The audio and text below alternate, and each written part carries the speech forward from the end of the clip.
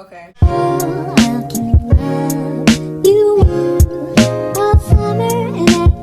Hello, beautiful people. Welcome back to my YouTube channel. My name is KirstenElizabeth, if you did not know. And of course, by the title of today's video, I'm going to tell you how I got into my dream school. I'm going to structure this video into 4 parts. The first part is going to be a little bit of background information about me and my high school career. The second section of this video is going to be my statistics, what I scored on the SAT, ACT, AP classes, etc.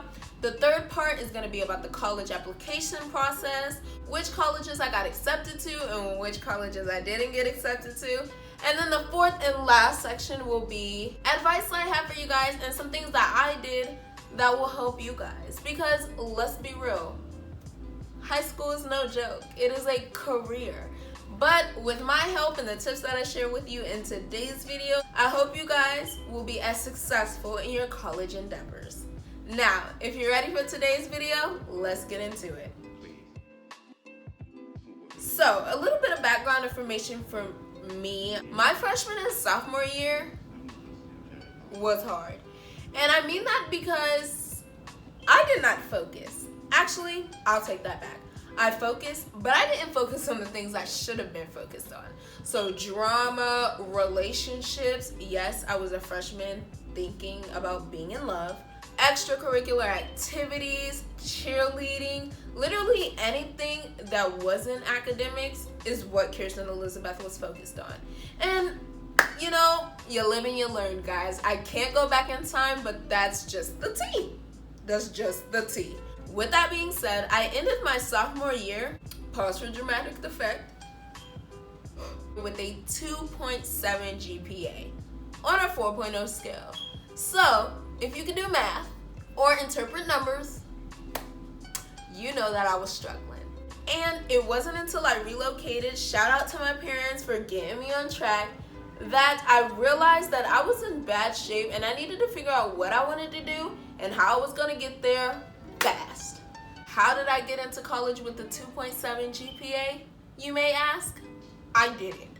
I worked my hootie off. The beginning of my junior year to the end of my senior year, I got a 4.0 every quarter up until the last one because my teacher, I'm not going to say any names, but she was bugging. And I got a 3.8 that quarter. But you know, like I said, moving on. Basically, tears, sweat, and a lot of eye rolling at my parents because they made me do things that I didn't want to do got me to graduate with a 3.5 GPA. When I applied to college, I had a 3.2, which means that I didn't achieve my 3.5 until I graduated. And of course, my statistics played a little role in it too. So let's get into the next section.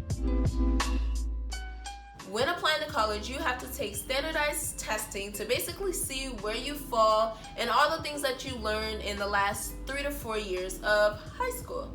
So you take the SAT or the ACT. I took both. Did not do well on one, but that's what we're here for. So I took the ACT. The ACT focuses primarily on science and math. And I'm not too good at science. Science has always kicked me in my hoo-ha.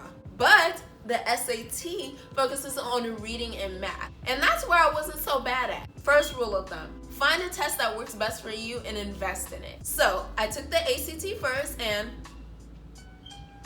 I got a 19. Moving on. But I took the SAT 4 times, which means I took it one time and I was like, this is a test for me, and I invested in it. Actually, my parents invested in it because they love me. But 4 times I took the test. The first time I received a 1020, which isn't that bad for your first time. The second time I increased by 40 points and got a 1060. The third time I decreased to a 1040, but in my defense, it was homecoming weekend, so y'all already know. And then the 4th time I took the test, I received a 1090. One thing that I feel like helped me a lot was this thing called super score. Super scoring is when a college is like, okay, you've taken the test this many times. Based off of these many times, we're going to take your highest score in each subject and make a new score. So I took the test 4 times, and out of those 4 times, my super score was an 1120. I got into college with a 3.2 GPA and an 1120 on the SAT. Now to the next section. Which schools did I apply to? I applied to 8 schools in total.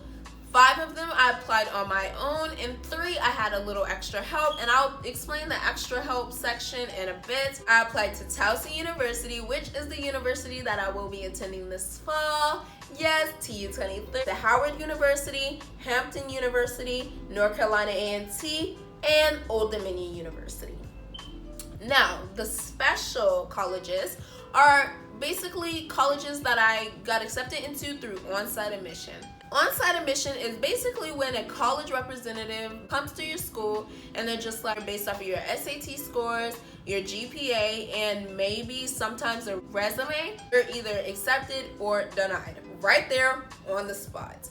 And I got accepted, thank God, to Morgan State University, Shepherd's University, and Stevenson University. So in total, I applied to about 8 colleges. Did I get accepted into all 8? No. I got accepted into Towson University, of course, Hampton University, and Old Dominion University, Morgan State University, Stevenson University, and Shepherd University.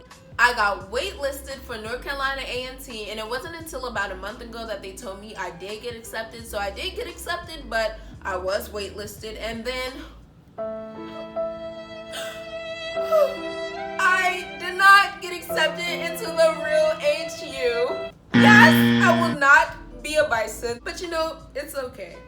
I took it like a champ, which is good for me because if you know me, I'm really not good with rejection in any aspect of my life. So entering the college process was really hard for me to accept the fact that I could possibly get rejected. Realizing that I didn't get into Howard was, you know, a big pill to swallow, but I swallowed it and I took it like a champ.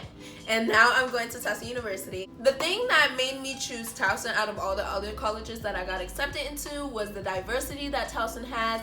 And I literally walked onto campus and was like, yes, this is where I want to spend the next 4 years of my life. I want to be eating ramen noodles on this campus for the next 4 years of my life. And that brings us into the next section. This is what I want you to write down. This is what I want you to tweet. This is what I want you to tell your BFF. Academics are not the only thing that college admissions counselors care about. And you may ask, what are you talking about, KirstenElizabeth? We're in school for 12 years and you mean to tell me it doesn't matter? Whoa, didn't say that. What I did say is that although it plays a good role on your application, it's not the only thing. And I'll give you an example. So say you have student A and student B. We're gonna call student A Roger. And student B is me, KirstenElizabeth. Roger has a 4.5 GPA, is valedictorian of his class, is a member of National Honor Society, is a member of the chess club, and has 24 community service hours. But you have student B, remember it's me guys, who has a 3.2 GPA, but had 3 jobs in the course of her high school career, had an internship at the United States Patent and Trademark Office, cheerleaded for 3 years, was a member of the National Honor Society, was a member of JROTC, was the secretary of her class, and had 120 community service hours. So people, which student do you think college admissions counselors are going to be looking for if they want a well-rounded student? I'll wait. Me! Student B! I win! Although student A has a great GPA, student A is stepping on my neck on the GPA scale. He doesn't have any leadership roles, and he has 24 community service hours, but that's all his school required, which means that he did the absolute bare minimum. And who does the bare minimum when you're trying to prove to college admissions counselors that in the course of 4 years you have this, this, and this to offer their campus? Like seriously, Roger, what were you doing?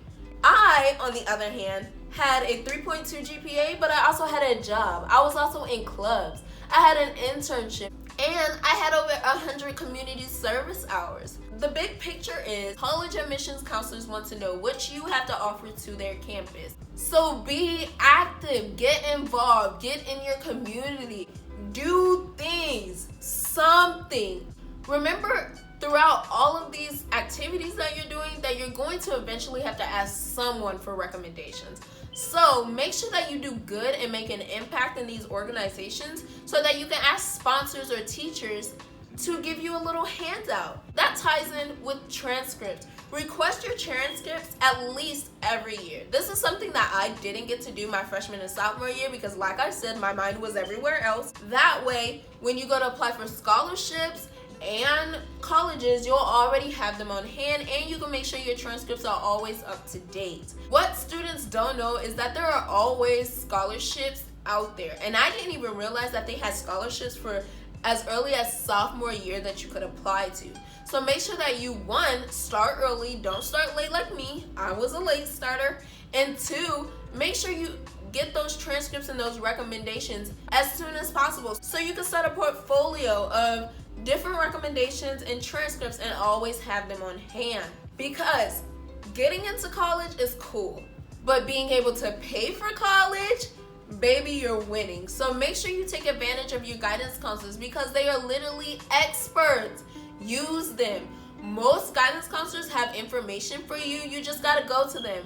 There are even scholarships where a guidance counselor will have to nominate someone. And if you're close with them and you're good, what do you think they're gonna do for you? Like I said before, although I wasn't good on the academic side, I was very active. And I feel like that's something that really put me over the edge. I was out there eating, and I wasn't eating from jump. So imagine if you eat from the beginning of freshman year to the end of your senior year. You will be full of opportunities and scholarship money just waiting there at your door. Guys, I've been through this, and I am a living testimony that it's not easy. I was a late starter, so make sure you follow these tips. It literally took a village for me, and I want us to have that village too. If you guys have other tips or advice for incoming freshmen, upcoming seniors, or even anyone in high school in general, comment them down below, because if I'm grinding and I'm eating, we're all eating. If you guys like this video, don't forget to like, comment, and subscribe, and hit that notification bell next to my name so you can see the next time I post. I hope you guys enjoyed this video. I love sharing tips with you guys, and I hope I see you guys in the next video.